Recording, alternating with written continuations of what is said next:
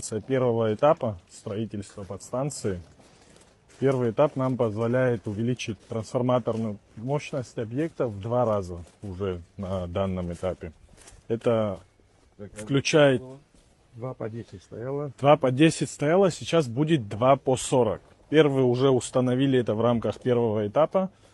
Второй у нас будет устанавливаться вот в последней поездке, значит, представителей Министерства экономического развития. Мы согласовали приобретение второго трансформатора.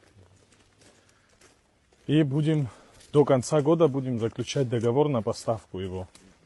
Вот, на текущий момент первый этап уже фактически завершен. Остались небольшие мелочи добить.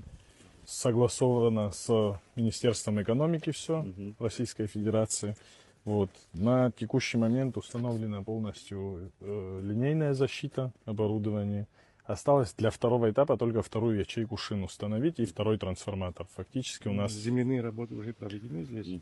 Вот фундаменты под оборудование уже установлены. Готово, да? Да, уже готово. Только просто... осталось фундамент трансформатора. И трансформатор установить.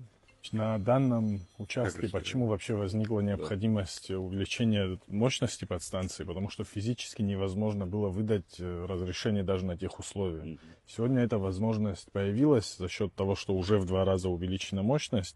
И при установке второго трансформатора здесь возникнет еще и возможность перспективы развития этого района.